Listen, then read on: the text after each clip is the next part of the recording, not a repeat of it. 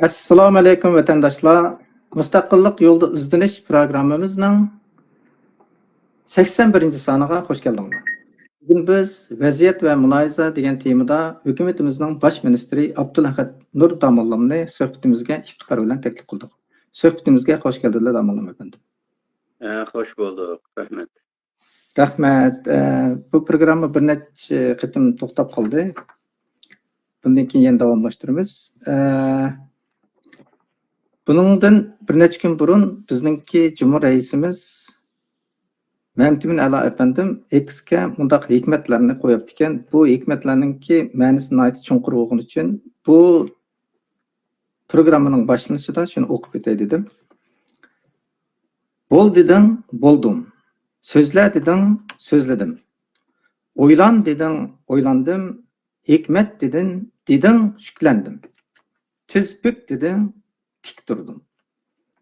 Meni yaşlıvatqani ko'rganlarimga qayg'urish emas, ko'rdiganlarimdan ansirash emas, balki bütün ko'rguliklarimni to'liq qabul qilish. Dunyo zotidan razil. Uningda yashtidigini intayin oz sondagi insonlardagi yaxshilik. Bu yaxshilik razillikni to'liq yo'qotolmaydi, ammo bizning yashash irodamizni saqlashimizga yordam berdi. O'zini bilish hem besi müşkül hem azaplı. Bu bilishning arif nuqtasi bakla qo'rqinchli ve hatta bizni saran qilib o'talaydi. Buningdan saq chiqarganlarla o'zi bo'lishning buyuk vazifasini tamomlaganlar bo'lib qoladi.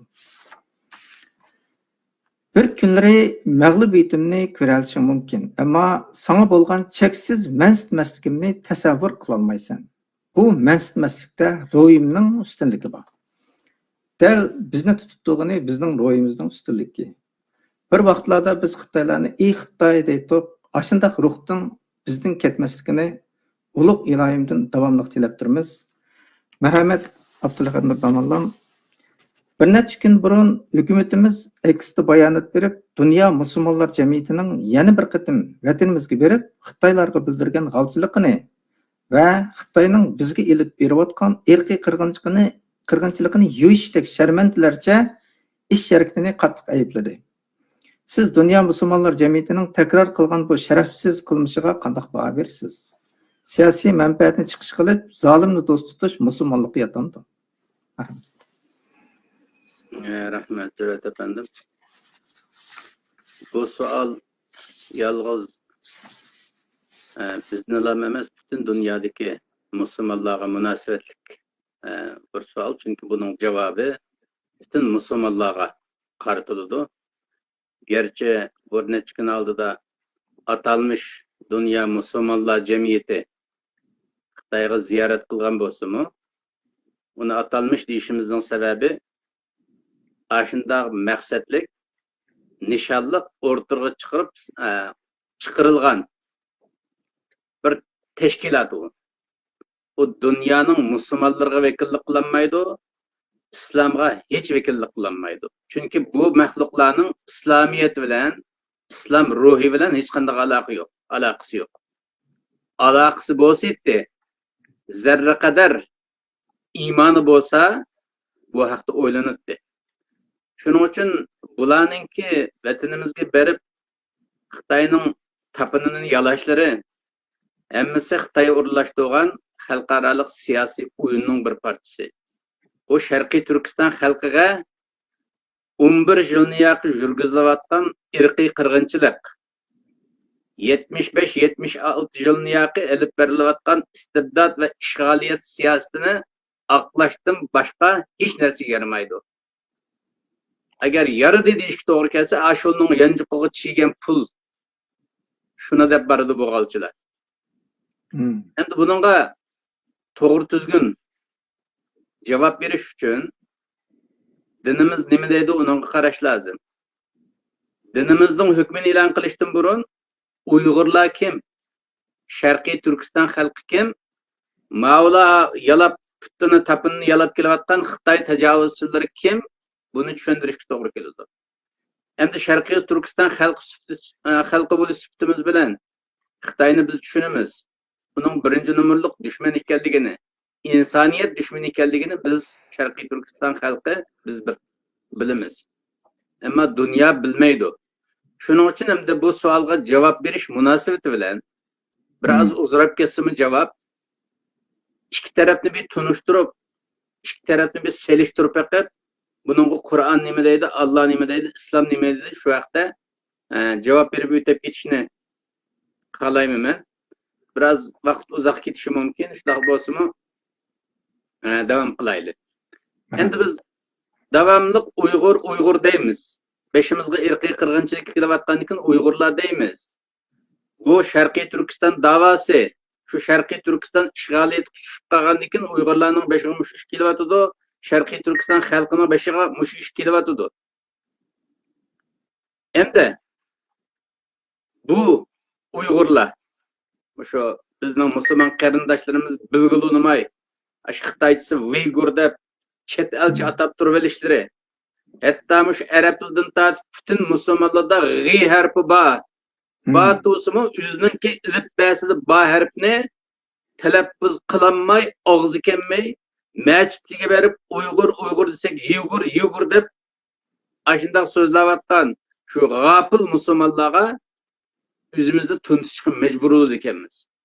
Shuning uchun shu tunishtirishdan boshlaylik. Uyg'urlar degani, ya'ni biz O'rta Osiyoda yashaydigan turkiy millatlardan biri. 1000 yildan ko'proq vaqtdan beri musulmon bo'lib yashab kelayotgan bir xalq biz. Yangi musulmon bo'lib qolalik emas.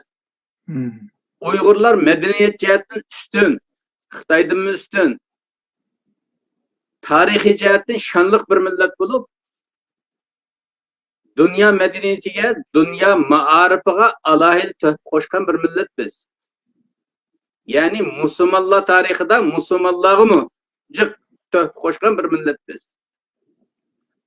Uyg'urlar musulmonlarga xos bir madaniyatga, mu'minlarga munosib bir axloqqa ega xalq bo'lib, hech kimga zulm qilmagan tarixda va hech kimga zulm qilmaydigan bir xalq.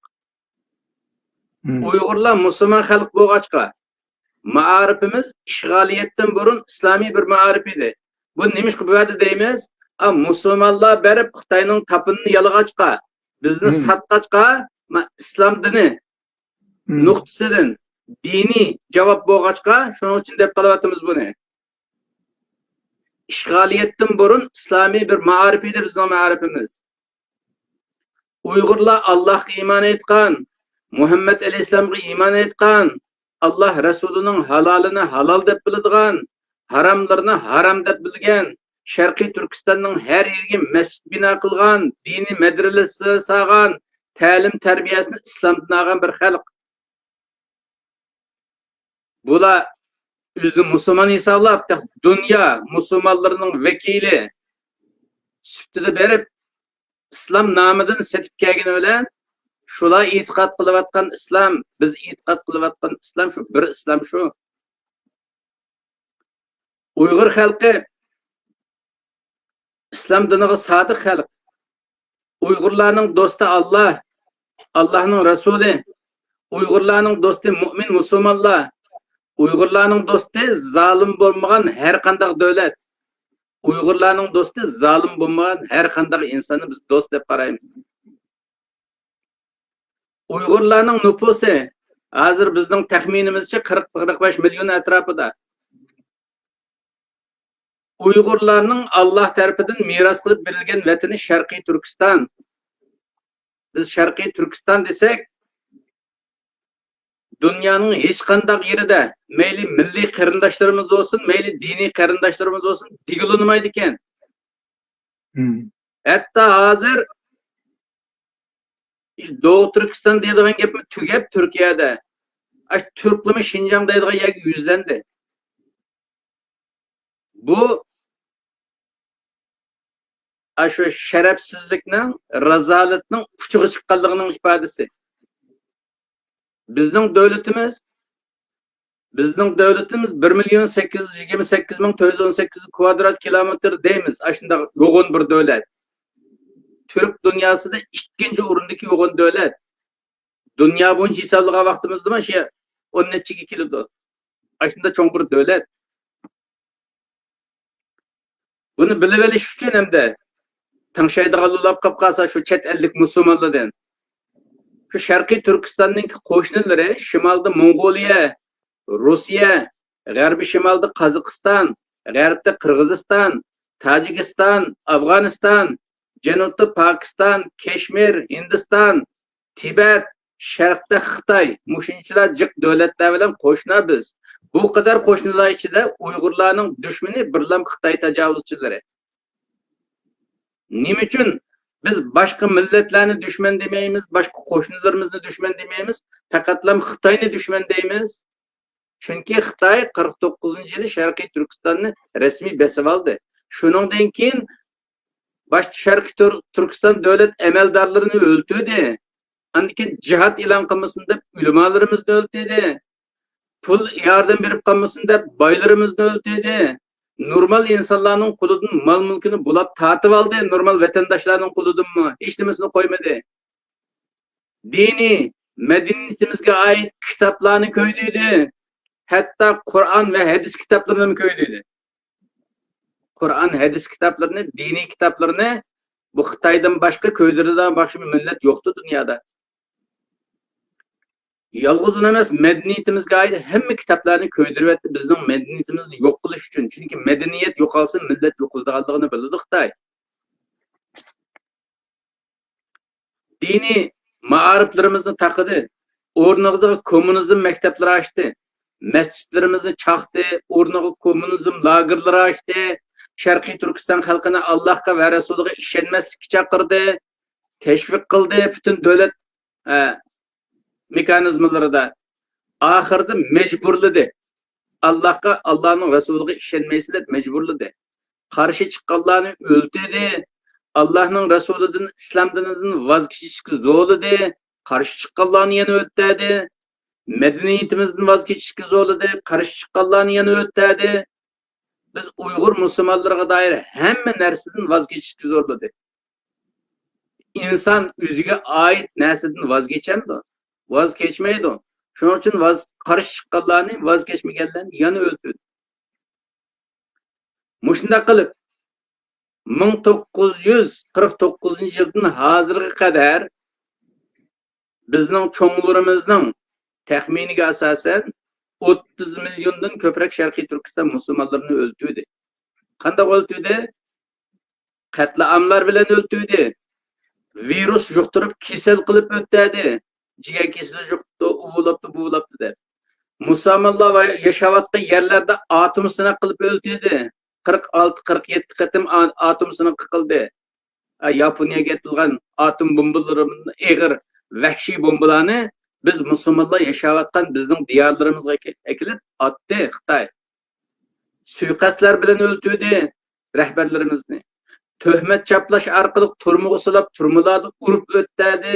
Pilalliq to'g'it deb nom berilgan qatlam siyosati bilan homila ayollarning qursog'ini yerish orqali onalarni kasal qilib o'tdi, bolalarni ukol silib o'tdi. Barning inqiloblar bakadan chiqmadi. Hem de hozirgi kunga kelganda Xitoylar Sharqiy Turkistonni rasmiy holda jazo lagerlariga aylantirdi. Musulmon Sharqiy Turkiston xalqini qari yosh, ayol demasdan hammasini jazo lagerlariga solib, kommunizm tarbiyasi nomi ostida ularning badallarida ximiyalik va biologiyalik sinovlar olib beryapti. Hayvonning o'rnida bizning ma'u dinimizda hayvonga undaq sinaq qilish cheklangan bir dinning mensuplariga Xitoy mandaq sinaq qilyapti. Mandaq sinaq qilayotgan vahshiy dushmanning oldiga berib, bizning musulmon qarindoshlarimiz tapinni yalab kelyapti. Bu odatdagi bir jinoyat emasmi bu? Xitoylar bilan bizning aramizda hech qanday bir yaqinlik munosabatimiz yo'q. Balki bir millat yan-yangi yashab qolsa bir tuqqanchilik bo'lib qoladi bu arada.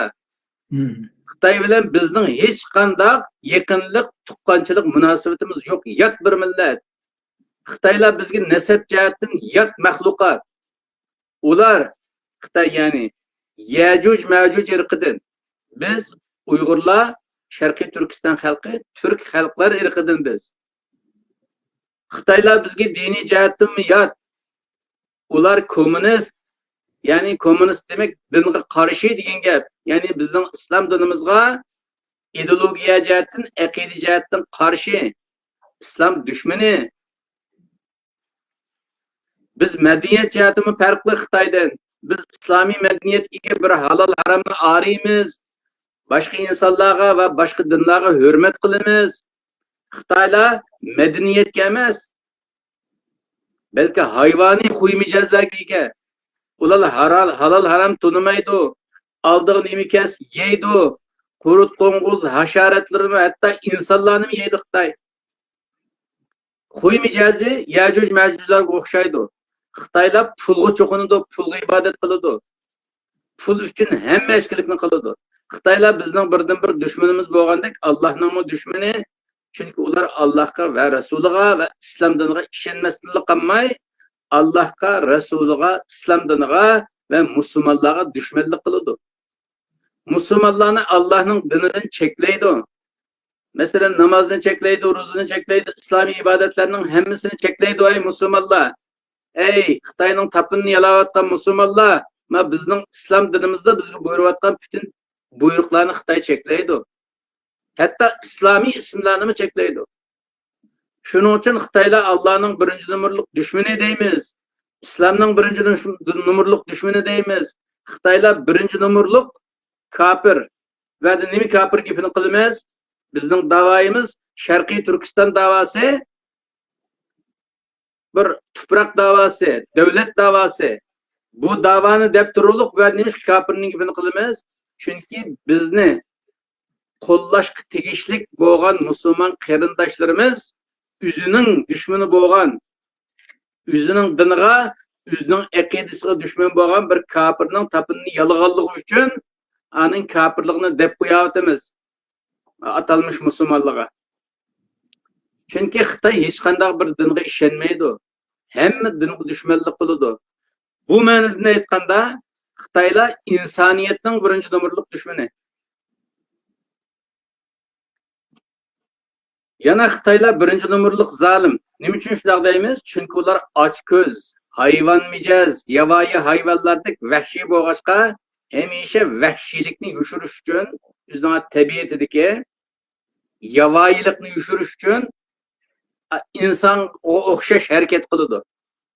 Davomli insonlarga chiroyli ko'rinish keltirishadi. Chunki ichida aldash bor-ku. Saxtipazlik. Saxtipazlikni yepish uchun chiroyli ko'rinish keltirishadi. Natijada aldangan insonlarga hujum qilib hamma narsani tatib oladi. Natija shu. Boshqa zolimlar boshqalarning davlatini sömürüş uchun besavasa, Xitoylar boshqa mamlakatlarni o'zining qilib olish uchun va u davlatlarning xalqini tamoman yo'q qilish uchun besavaladi. Sharqiy Turkiston mana buning eng go'zal o'rniki. Ey jallodiga oshiq bo'lgan qo'shnilar, milliy qarindoshlarimiz Qozog'iston, Qirg'iziston, O'zbekiston, Tojikiston, Turkmeniston, Turkiya, Pokiston degan atrofimizdagi musulmon qo'shnilar, ey Xitoy oshiqlari, ey Xitoyga oshiq bo'lib qolgan musulmonlar, sizlarga xitob qilyapmiz. Men mazlum Sharqiy Turkiston sifatida sizlardek Xitoy oshiqlariga xitob qilyapmiz. Xitoylar boshda yordam qilish qiyofatida keladi mamlakatingizga. Boshda yordam qilgandek ko'rinadi. Sizning mamlakatingizga mablag' solgandek ko'rinadi. Zavod qurdi, korxonalar ochdi. Ko'rinishda sizning davlatingiz yordam qilgandek ko'rinadi. Bu jarayonda para berish orqali, rushvat berish orqali yoki Xitoy qizlarini so'lab berish orqali sizning boshliqlaringizni qo'lga keltirdi. Ularni qo'lga keltirgandan keyin sizning davlatingizga bosmachi Xitoylarni ish sifatida yo'tkaydi.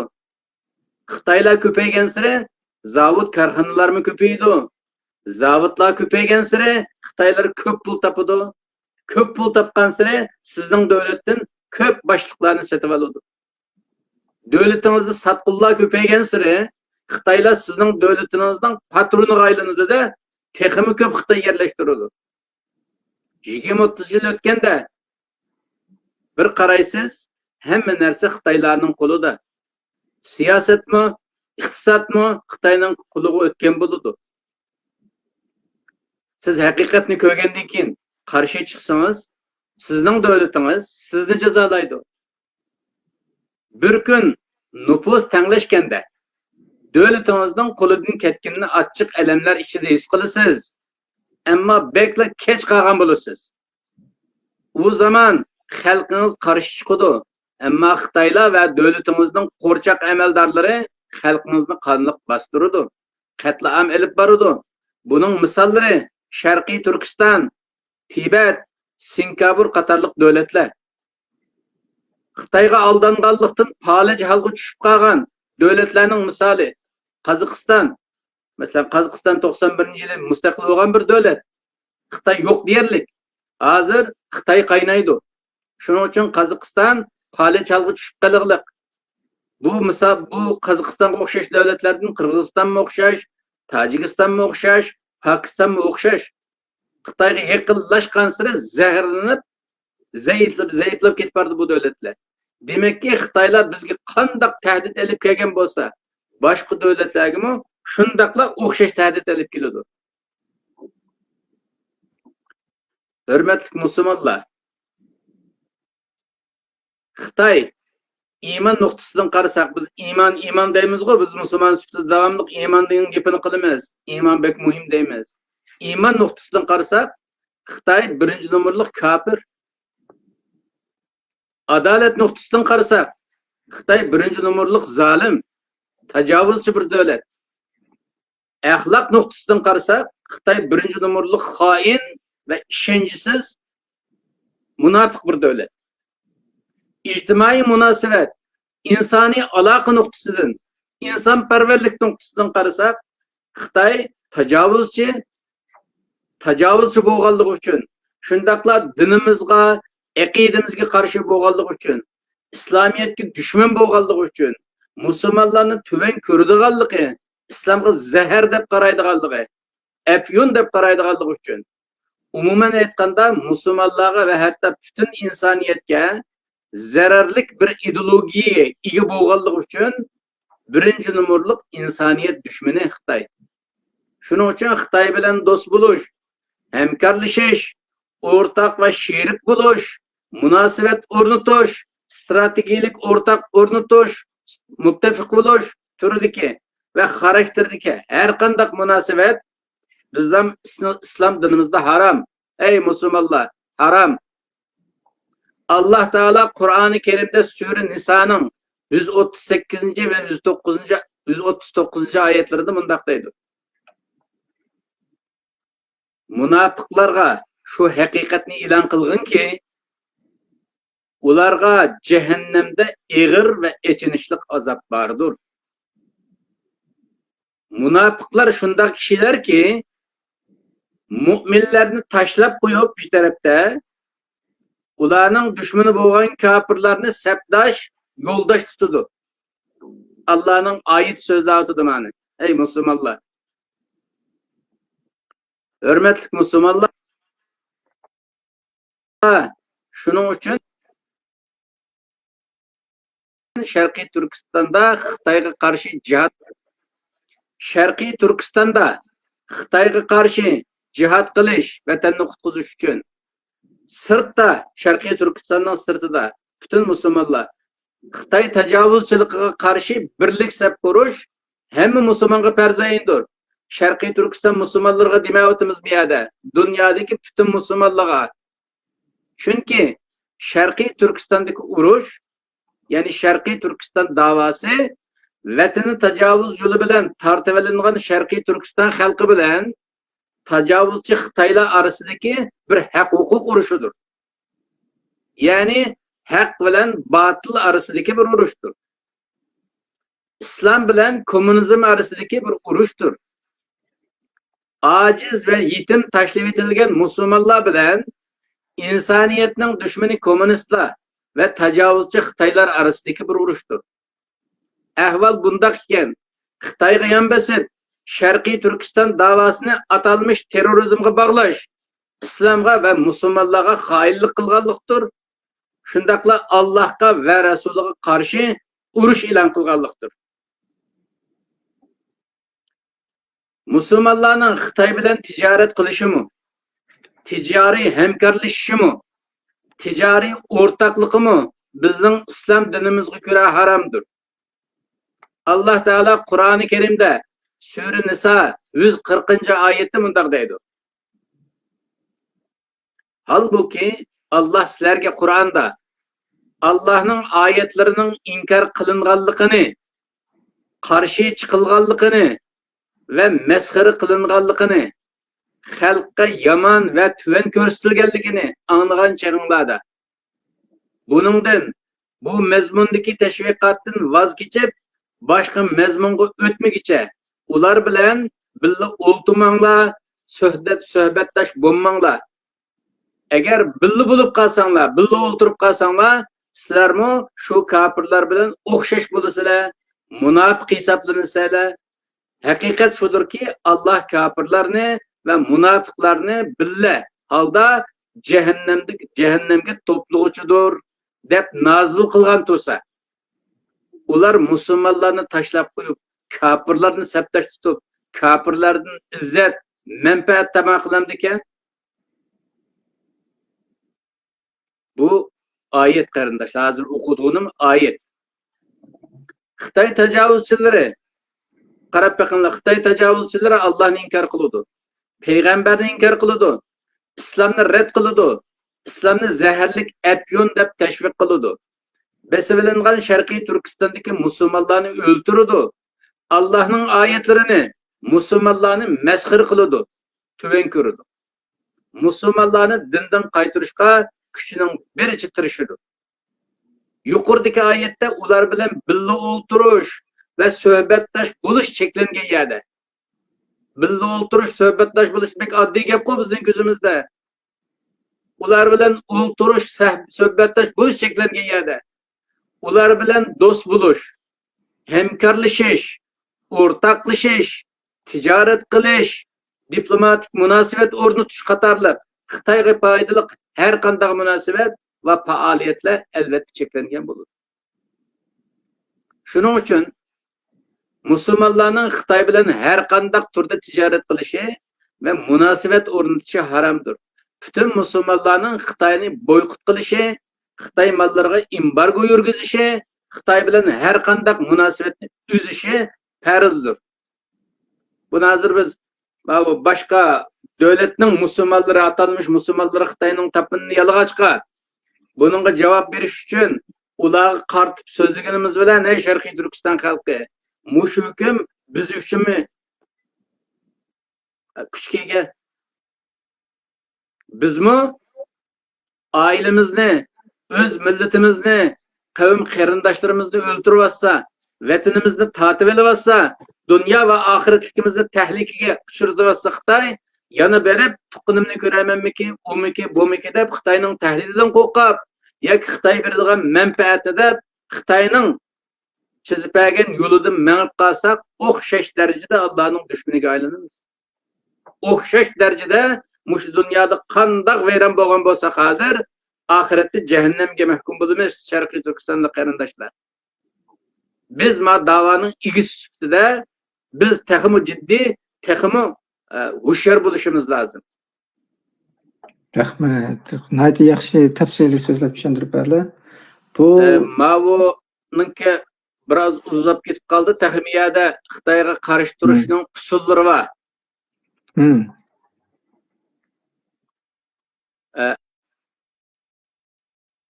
Vaga keldiga shulab qolsa, vaqt bo'lsa davom qilsak bo'ladi-da.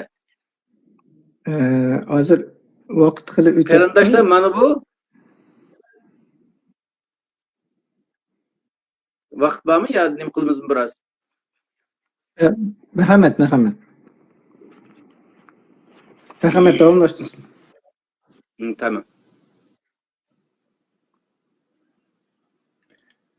Endi Sharqiy Turkistonning ahvoli bu. Biz endi Sharqiy Turkiston ishg'ol ostiga tushib qolgandan keyin ta hozir qadar bu jihatni qilib kelyapmiz o'zimizningki kuchimiz yetgan qadar. Shuningdan musulmonlardan so'raydiganimiz o'zimizning Sharqiy Turkistondagi musulmonlardan va sirtdagi musulmonlarga deb qo'ydig'imiz. Sharqiy Turkistonda ikki saf bor. Ikkilam taraf bor. Biri tajovuzchi, qatil, jinoyatchi va islom dushmani Xitoy qarshimizda. Yana biri biz Sharqiy Turkiston xalqi. Kim biz? İbrahim Aleyhisselam'ның milletinden, Muhammed Aleyhisselam'ның ümmetinden bo'lgan, dini İslam, müminlerinin qirindişi ve Türk ırkıdan bo'lgan Uygurlar. Uygurlar kim dedik ya? Aş hemmimiz çoğunadigan aş İbrahim Aleyhisselam'ның milleti degan şu milletki mensupmizmi?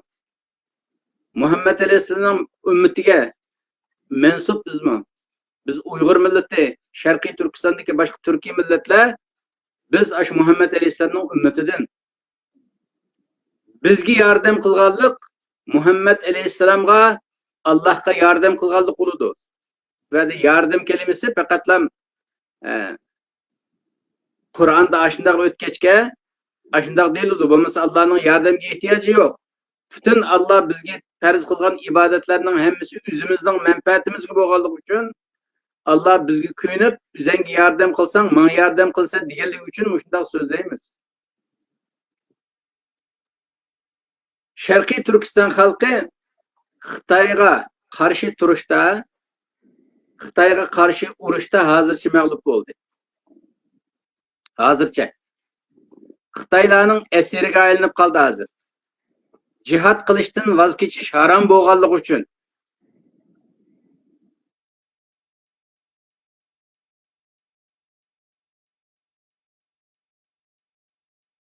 biz mag'lub bo'ldik, hamda jihad qilmasak ham bo'ladi deb jihad qilish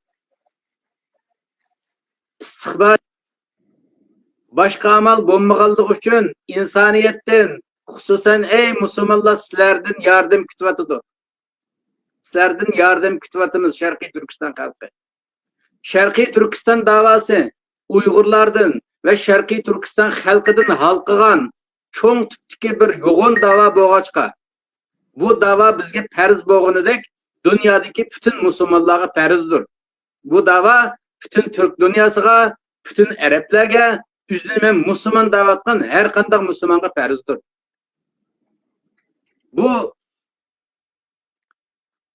Bu davani vatanimiz besilingandan beri qilib kelyapmiz. Ammo biz yolg'iz tashlab etilgachga hozircha mag'lub bo'ldik. Buningdan bizni tashlab etgan musulmonlar javobgarlikka tortiladi. Sharqiy Turkiston xalqining bu achinishli ahvolidan xabari yo'q insonlarmi bekli ko'p. Chunki Xitoylar vatanimiz Sharqiy Turkistonni besib olgandan tortib, vatanimizga boshqa bir ism qo'yib, biz uchun yot bo'lgan yangi tuproq degan ma'nodagi Xinjiang degan yerkinishlik shum ismni xaritaga kirgizib, Sharqiy Turkistonni va Sharqiy Turkiston xalqini dunyodan ayirib etdi. Xitoy Birleşken Milletler Teşkilatı'daki 5 daimi a'zoning biri bo'lish fursatidan foydalanib ve Sovet komünistlerinin yardımına tayanib bu kanunsuz xaritini dunyoga qabul qildi. Shuning uchun dunyo xaritalarida Sharqiy Turkiston xaritasini ko'rolmaysizlar ey musulmonlar.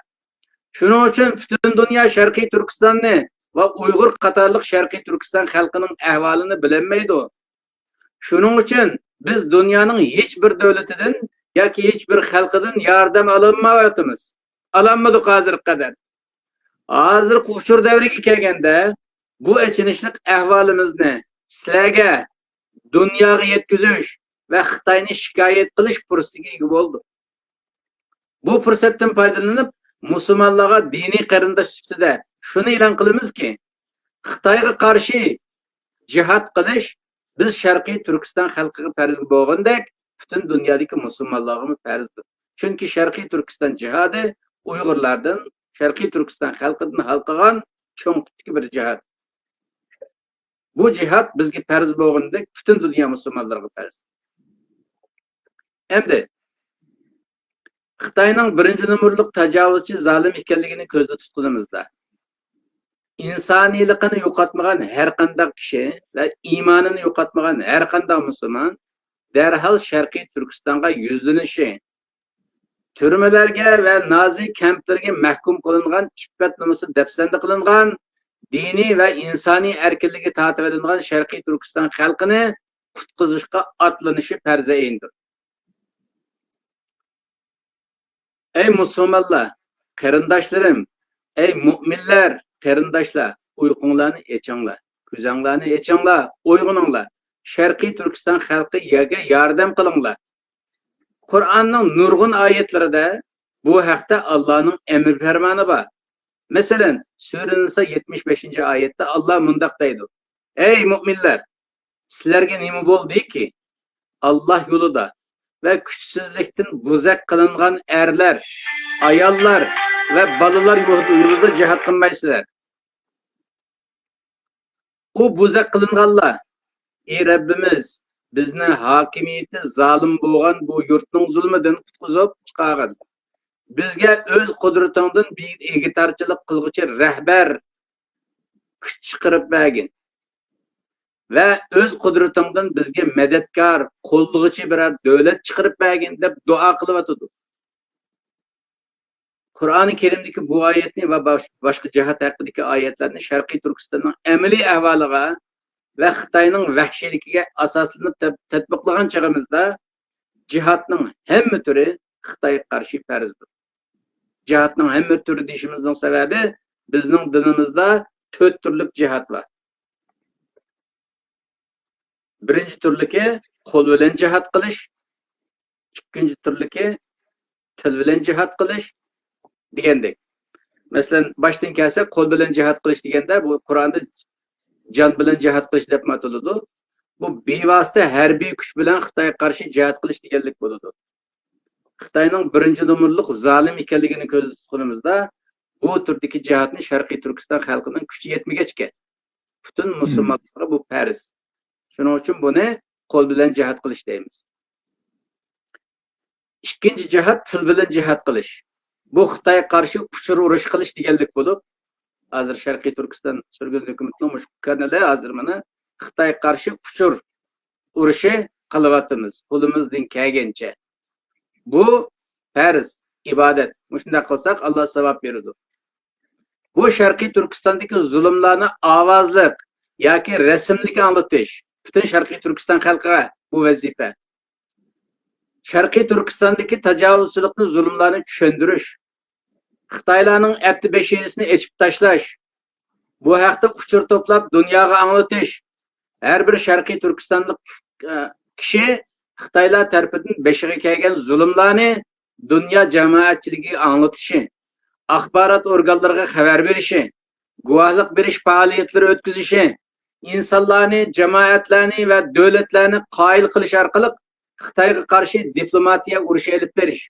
Natijada Xitoyga bosim solish orqali irqiy qirg'inchilikni va zulmni to'xtatish yoki yengillatish deganlikdir. Undaqda uchur urush qilish Sharqiy Turkistonliklar farz bo'lgandek, dunyo mediasiga xususan musulmonlar mediasiga farzdir. Musulmonlar mediasi Xitoyni danglab emas, Xitoyga qarshi harakat qilish kerak.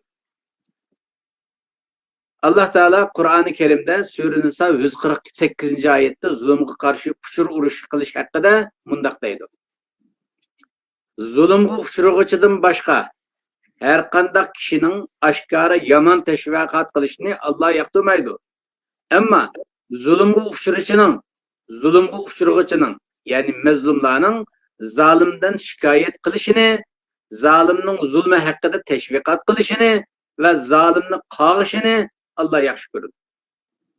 Allah mazlumning duosini va shikoyatini anglag'uchidir, zolimni va zolimning zulmini bilgichidir. Oyatlardan atlab o'tib ketganimizdak uzab ketib bordi yana. Yana bir oyat vakan atlab o'tib ketsak bo'lmagan. Alloh taolo Qur'oni Karimda mundaq deydi. Bismillahirrohmanirrohim.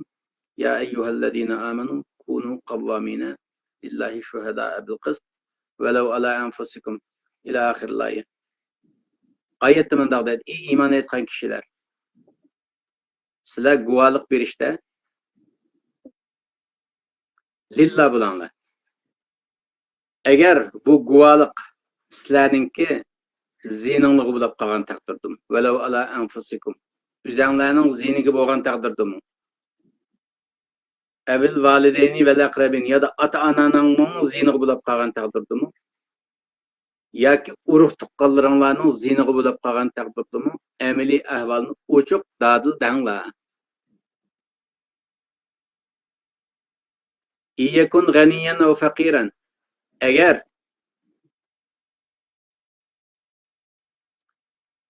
g'ani bo'lsa, uningdan qo'rqmanglar. Faqir bo'lib qolsa, uni ko'zga ilmaslik qilmay, nim bo'lgan bo'lsa, shuni ochiq danglar deydi. Bu oyatning mazmuni shu, qisqatda vaqtimizda biz mana Sharqiy Turkiston xalqi hozir shu ashinchilar zulmga uchrab turib, ochiq dadil guvohlik bermayapmiz.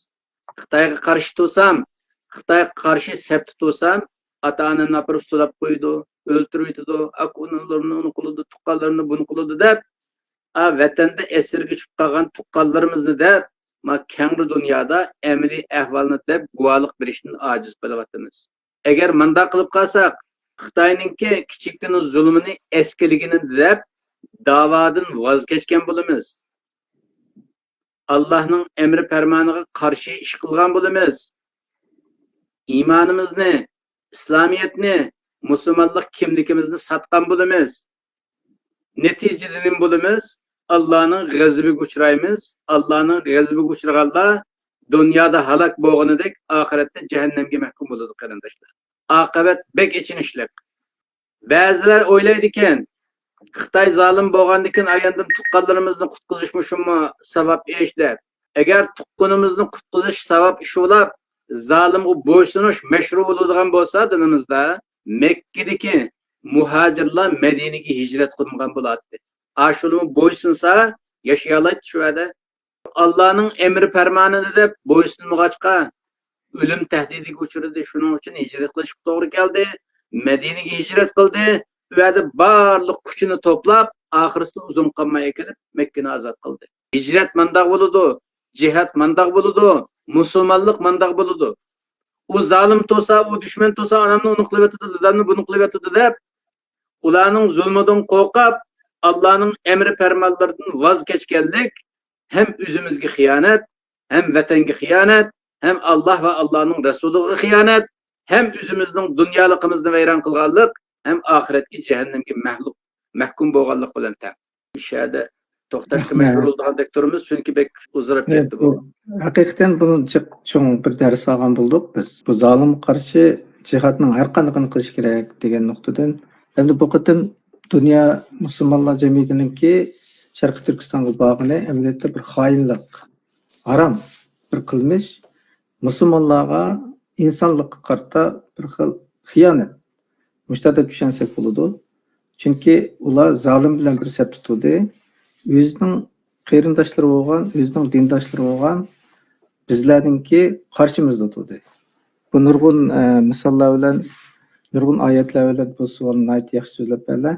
Hamda vaqt bir yerga yuribdi. Shu munosabat bilan biz hamda diniy aqidada inson ro'yiti va hayot uchun diniy aqidani bek alqiliq omil deb o'ylaymiz. Ammo biz real turmushimizda shaklan aqidachilikni boybo gapni chiqdi. Shaklan aqidachilikni ko'ramiz va Xitoyning dinni suiiste'mol qilib bizga ijobiy obraz yaratayotganligini va obrazimizni xunuklaştirayotganligini ko'rib turibmiz. Hozirgi ahvolimizda asli chin diniy aqidamiz qanday bo'lsa to'g'ri bo'ldi. Javobni berib bo'lgan deb o'ylayman, ammo Xitoylar o'zining rangvozligi bilan bizga bir xil obraz yaratib beryapti. Lekin bizningki dinga aqida qilgan insonlarimiz bu shaklan, agar shaklan bo'lmay haqiqiy bir aqida bo'lgan bo'lsa qanday bo'ladi? Shuni bir qisqa so'zda tushuntirib berasizlar bugun. Munosabatlar chiqib qoladi. Rahmat. Islom aqidasi degan vaqtimizda islom tavhid aqidasi bilan kelgan bizga. Tavhid degan gap birlik aqidasi degan gap. Vahdat, vahdaniyat yıldızı çıkıdı tavhid. Bu hakim mutlaqlıqning Allah qila xos ekanligiga ishonish va ash prinsip bo'yicha amal qilish deganlik bo'ldi. Şunun için Allah yaratquchimiz, u bir. Bizni yaratdi, yo'qdan bar qildi, bir. Bizni mushu dunyoda yashayotganmi shu Allah, umr berayotganmi shu Allah. Bizning mush yashash jarayonida, hayot surish jarayonida bizga kerakli bo'lgan butun uzuq va yetarli materiallarni ta'minlayotgan Allah. Allohdan ayrilish yo'q bo'lganga hisob. Shunday bir aqida bu. Undaq bo'lgandan keyin bir musulmon Allah'ның emri fermanını tunuydu, başkalarının emri fermanını tunumaydı.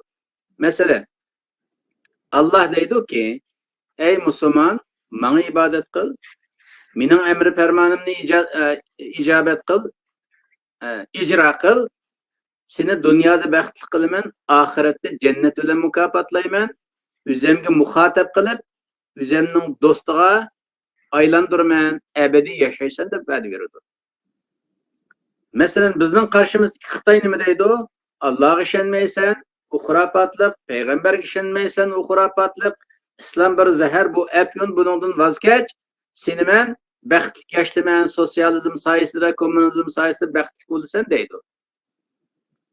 Xitoy turma bilan, o'lim bilan tahdid qiladi. Alloh jahannam bilan tahdid qiladi.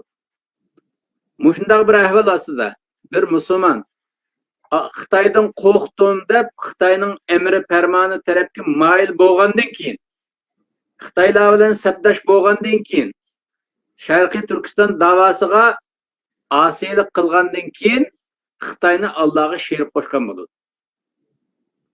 Alloh sherik ibodatini hargiz afv qilmayman deb Qur'onda necha yerda degan. Unda bo'lgandan keyin agar Meli Sharqiy Turkiston musulmonlarining aqidamiz to'g'ri tuzgun bo'lsa edi, shakl vaz olmay, shaklcha bir musulmon emas, haqiqiy musulmon bo'lsaqdi, zodi Xitoyga ishg'oliyat ostida tushishimiz mumkin emasdi. Endi buni o'zimizning bo'shanligidan ishg'oliyat ostiga tushib qoldik deyli. Agar bizning sirtimizdagi boshqa musulmonlar shakl vaz olmay, ularni haqiqiy musulmon bo'lsa edi, hozirgidek yetim, hozirgidek mındaq bechora halqa biz tushib qolmaydik. Qo'limizdan tutilgan qarindoshlar chiqdi. Hozirgi dunyoda xalqlar shunday bir but ijod qildi. Real politik deydilar. Real politik degani halqa nurg'unidan bilmagachga shunday deb pasa shunday bir mashru yo'l va o'xshaydi deb qaraydi. Amaliyotda bu kuchqa ibodat qiladigan, kuchga cho'qinadigan bir yo'l. Masalan, bizningki milliy qarindoshlarimiz bor. Bizning kuchimiz bo'lmag'achqa, Xitoyning kuchi bo'lg'achqa, real politik deb Xitoyning safida turibdi. Nurg'un musulmon qarindoshlarimiz bor, musulmon jamoatlar bor, musulmon tashkilotlar bor, musulmon shaxslar bor, nurg'un musulmon boylar bor. Bizning kuch yo'q ekan deb Xitoydan manfaatlanish uchun Xitoyning safida turibdi. Buni nima deb atavasin dunyo xalqi? Allah qiyomatda bizni hisob chekkan vaqtida, bizni hisob tortgan vaqtida, ma dunyoning qonuni bilan hisob tortmaydi, o'zining qonuni bilan hisob tortadi. Allohning o'zining ma dunyoga yaratib qo'ygan adolat mezoni bor. Allah o'zi tushirgan qonun bor, ilohiy qonun. Shu qonun turib, axloq o'lchimini, adalet ölçümünü asas qilib turib hisob oladi bizni hisob olganda.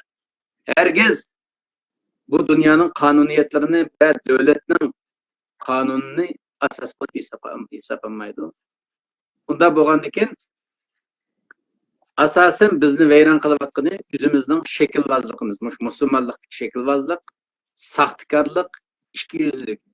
Sirtqi ko'rinishda musulmondek ko'ringanimiz bilan amaliyotga kelgan vaqtda hech nimaga yaramaydigan bir ahvol bor. Chunki iymon saxta. Masalan, o'zimizning ichida o'zimiz Sharqiy Turkiston xalqi, fuqarosi, o'zimiz Uyg'ur turug'liq. Bir ishni qilayli desa, masalan, Sharqiy Turkistonning mustaqilligini xohlamsizlar, xohlamamsizlar shunga ovoz beringlar. Buni biz xalqaroga e'lon qilayli desakmi, ashunga yaramayotgan million Uyg'ur bor. Sharqiy Turkistonning sirtida. Nima uchun kerak kelmaydi? Xitoydan qo'rqidi. Xitoyni Allohga sherik keltirganligi uchun Xitoy xafolab qolsa bo'lmaydi. Yoki men atrofimdagi Xitoy kadrlari xafolab qolsa bo'lmaydi. Xitoyning g'alchilari xafolab qolsa 5-15 keladi deb satadi vatanni. Bir o'zining ko'z qarashini, irodasini izhor qilishdan ojiz holatga kelib qoladi. Bu ojizlik iymonning ojizligidan, iymonning saxtaligidan yoki hech iymonning yo'qligidan derak beradi. Shuning uchun mayli bizning Sharqiy Turkistonlik musulmonlar bo'lsin, mayli sirtdagi musulmonlar bo'lsin, ahvolimiz bek xatar. Shuning uchun buni deyishimning sababi nima degan vaqtda o'zimizni so'kab berish yoki sirtdagilarni so'kash maqsadim yo'q. Bunda bir vazifam yo'q. Demakchi bo'lganim, ey qarindoshlar, Sharqiy Turkiston xalqi, ahvolimiz shunday zaif. Biz shunday holatda dunyo ega chiqmayotdi. O'zimizga o'zimiz ega chiqishimiz lozim. O'zimiz qutuldimisak, Allah tarafga o'tmasak, bizga ega chiqadiganlar chiqmaydi. To'g'ri tarafga kelinglar. To'g'ri tarafga kelaylik, Allah tarafga, o'z da'voyimiz tarafga kelaylik. İnsanlık iradamizni izhor qilaylik demakchi. İradalan bo'lsa insonda qilinmaydigan ish bo'lmaydi. İradamizni ishlataylik, Alloh bergan irodani aqlatning o'rnida sestib etmay ishlataylik demakchi. Rahmat. Saxta musulmonlik haqiqatan bir xatarlik ish ekan. Ko'rinishda musulmondek turgan bilan amaliyotda aqidasi rost emas. Bunday ishni jiq ko'rib ketdik. Hem Xitoylarmi buni o'zininki matbuotlarda jiq foydalanib bizga oshqin musulmon shaklini ko'rsatganda qilgan bilan bu oshqin musulmon shaklida ko'ringanlar amaliyotda Xitoy oshiqlari. Bularda hech qanday bir musulmonlikninki aqidasi, tuyg'usi yo'q. Lekin Xitoylar bundan o'zininki tashviqotida ko'p foydalanib ketdi. Xuddi chet elga chiqib ketganning hammasi aqidasi kuchli musulmondek ko'rsatadi dunyoga. Lekin uningga bir terrorlik markasini chaplaydi. Amaliyot o'zimizning insonlarga kelsak, xuddi sizlar degandek oddiy bir misolg'imi, masalan, Sharqiy Turkistonning mustaqilligiga imzo qo'ydigan ishqimi bir kuchlik yassini qo'shamaydi. Musulmonlikning eng oddiy yo'lini hep mangolmaydi endi. Asli bizningki bugungi bu programmamizda boshqa savollarni tayyor qilgan edik. Ammo bizningki masalalarimiz bek murakkab bo'lgani uchun uningga tafsiliy so'zlab tushuntirish to'g'ri kelgani uchun tomonlam tafsiliy javob berib, undan keyin bizning hozirgi ahvolimizni diniy nuqtadan yaxshi tushuntirib berdilar. Ko'pdan ko'p rahmat. Chunki bizningki hozirgi kelishimizda dinni to'liq tushunmaganimiz, bizga mushta tarbiya to'liq berilmagani uchun shaklan bilib olamiz dinni, amaliyotda tek kiramaymiz. Nechiqatdan hozirgacha bo'lgan programmalarda va o'zlari so'zlagan Ro'za Ramazon vaqtidagi nutqlarda nurg'un diniy bilim berdilar. Bundan biz ko'pdan ko'p rahmat aytamiz. Bugun ajratgan vaqtlar uchun ko'pdan ko'p rahmat. Programmamiz mushatigida hammalarning mushot xayli bo'lsin. Alloh qilsin. Xayr qilsin. Alloh